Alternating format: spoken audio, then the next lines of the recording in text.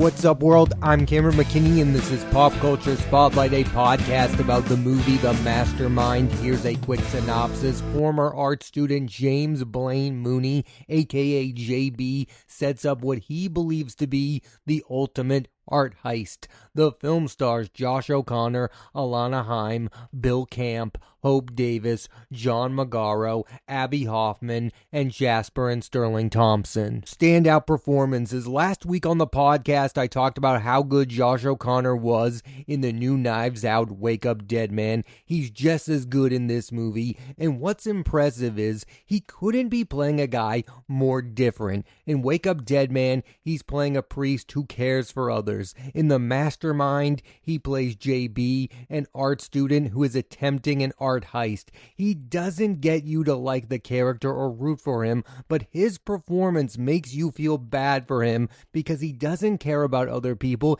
and isn't aware of what's important in life. One of the reasons so many people are getting hyped about Josh O'Connor and his acting career is because he is showing his versatility as an actor. He is more than one thing. He can play so many different kind of roles. He's one of those actors a la an Adam Driver who can fit into any kind of movie. There isn't a director or a tone he's not suited for. You could tell me Josh O'Connor is going to be in any movie and I'm going to be on board with it. Another thing that I think's happening with the young actor is that he's getting a lot of praise for these movies that a lot of people are seeing. Challengers and now Wake Up Dead Man. But then he's giving these performances in these smaller indie films that people are just catching up to, like The Mastermind. I also think he's brilliant in the movie Emma with Anya Taylor-Joy. And I think his career so far is a case study in can an actor be a movie star in the year 2026? Because on one hand, he's giving these performances in movies like Challengers, where people are saying he should be nominated for an Oscar. He's the best thing in that movie, but they are not following him to movies like The Mastermind. And the movies that people are seeing him in, he's not the selling point. People did not see the movie Challengers because of Josh O'Connor. They saw the movie because of Zendaya. They saw the latest Knives Out movie because it's the latest Knives Out movie. Where we are at right now is I believe critics want this guy to be the next major movie star, and there's a chance. I mean, he's going to be in the next film made by Steven Spielberg. He is going to be in a lot of movies that people see. But the question is, will people follow him to a movie like The Mastermind the way that they are with Timothée Chalamet when he's working with an indie filmmaker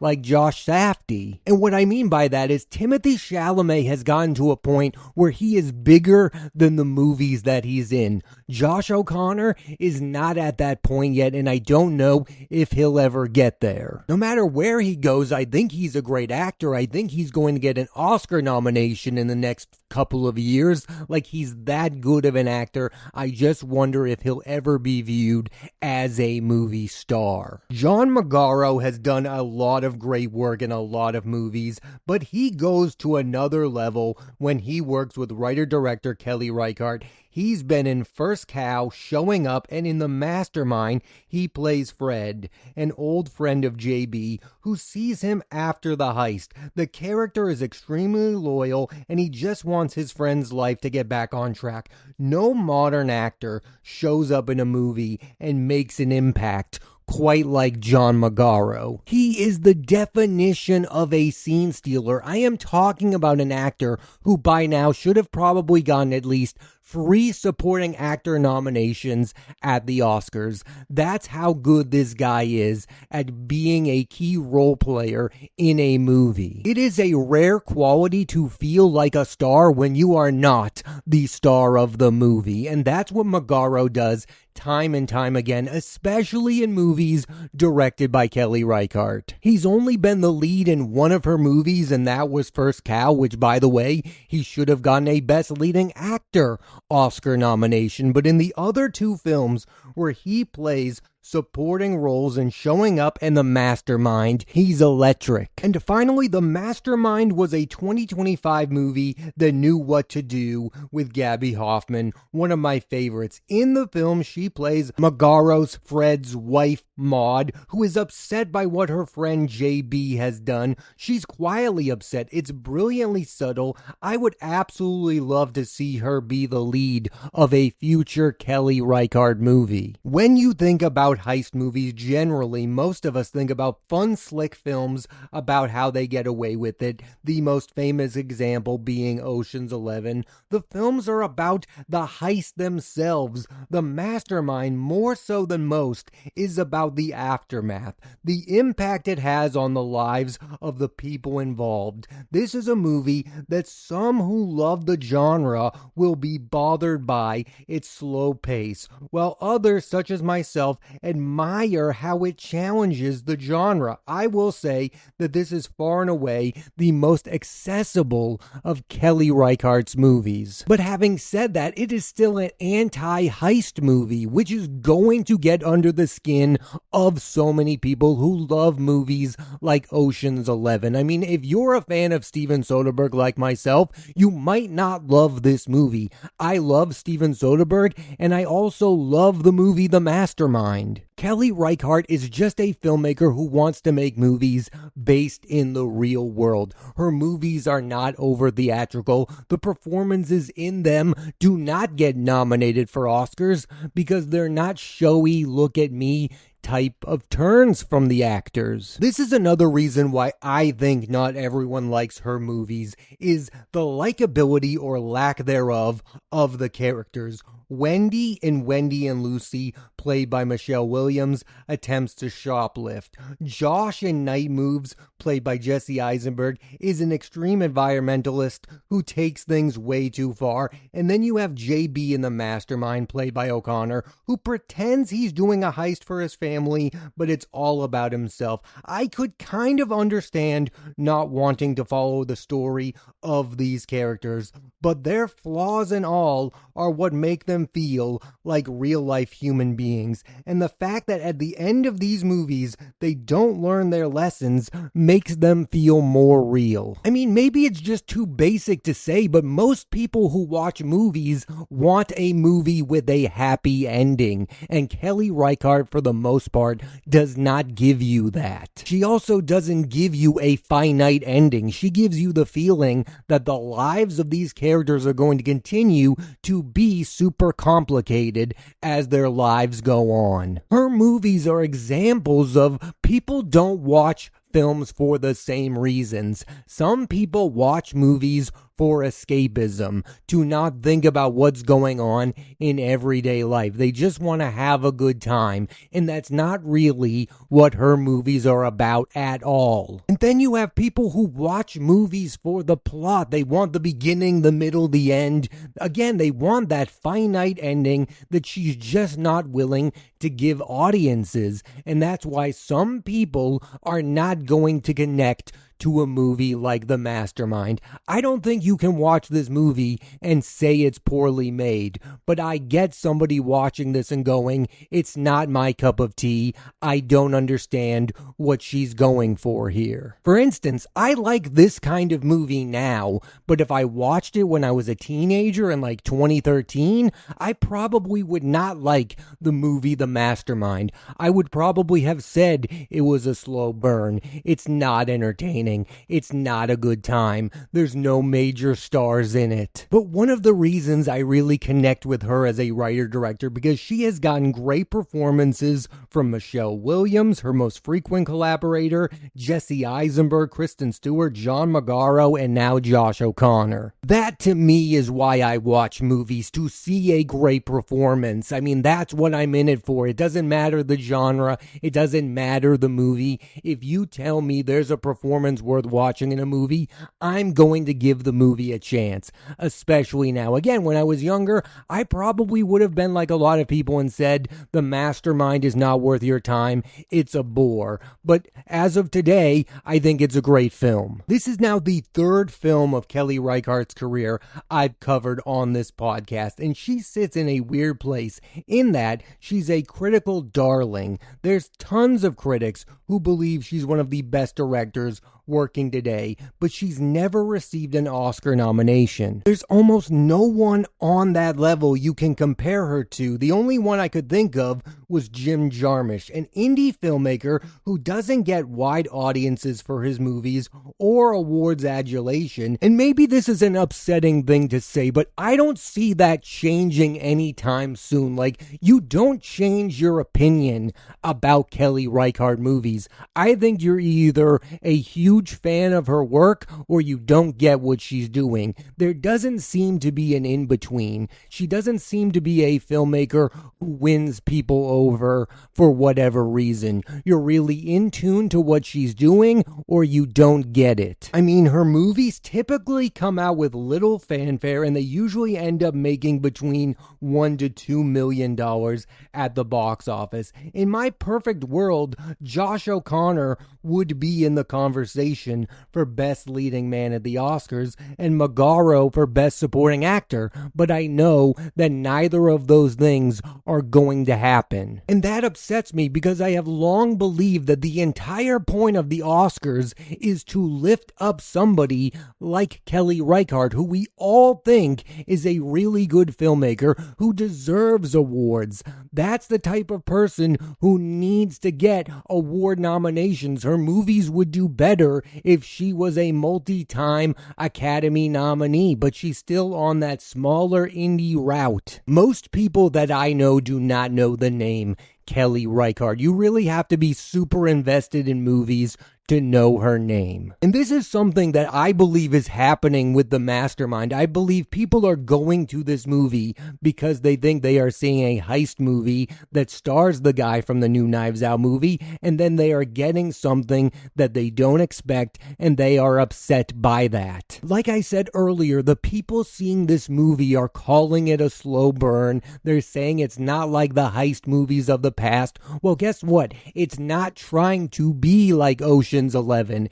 It's trying to be a real character study about why this guy would pull off this heist and ruin a good thing he had going with his family. Right? And that's kind of the weird thing that we've turned heist movies into almost feel-good films, where you walk out of Ocean's 11 feeling good that the guys got away with it, that you watch a movie rooting for the thieves. You do not watch the movie The Mastermind liking the character of JB whatsoever. So I've given this movie a lot of praise up until this point, but I do want to talk about the one thing I had a real issue with, and that was Alana Haim. I just wanted more from her in this movie. She was, of course, the breakout star of Paul Thomas Anderson's Licorice Pizza. She also has a small minor role in One Battle After Another. I just thought that The Mastermind was going to be more of a showcase. She really wasn't given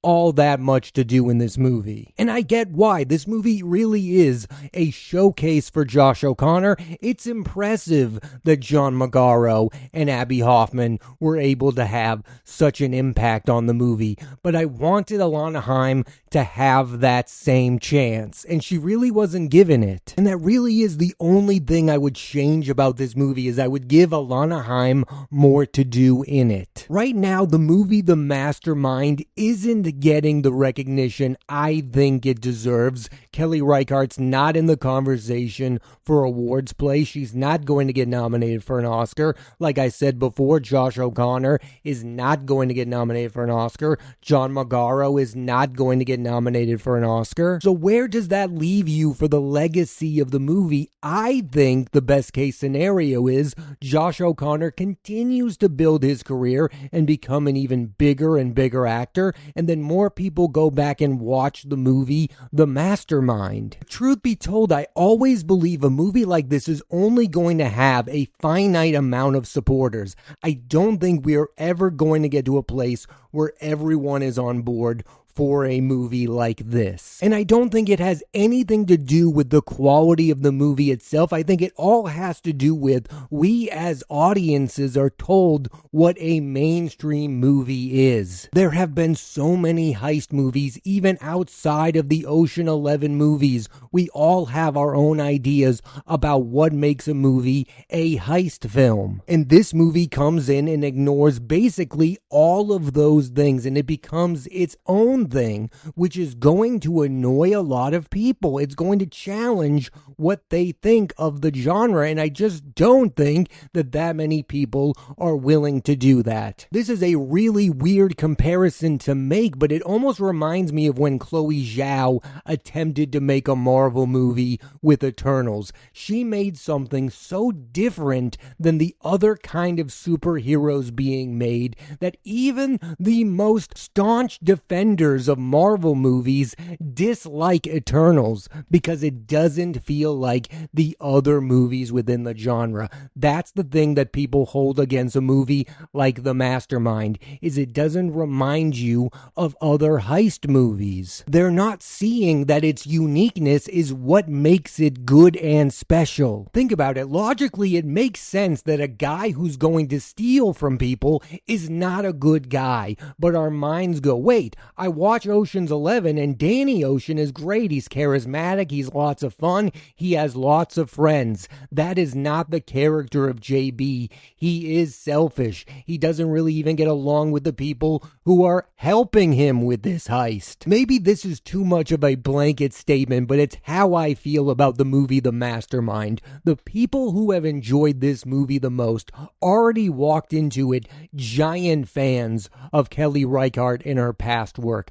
I don't feel like she is gaining any new supporters because of this movie. I think if you're on board with what Kelly Reichardt does, you're going to love this movie. If you've never experienced a Kelly Reichardt movie ever, maybe The Mastermind isn't the best place to start. Because if you go back and watch her filmography, it's obvious that she wasn't going to make her version of a heist movie like Ocean's 11 or Logan Lucky. She was always going to turn The Mastermind into a Kelly Reichardt film. Where I come down on it is there's enough people making the flashy versions of heist movies. Just go watch another Now You See Me film if you want to have fun. I think Kelly Reichardt is offering something different with the kinds of movies that she makes. And when she makes a movie, I treat it like it's a big deal, and I want to talk about it on this podcast. I do think there's some similarities in the movies that she makes, but overall, most of them feel very different, and they are their own things. And she's also one of those directors that you want actors to work with over and over again. Like I've said,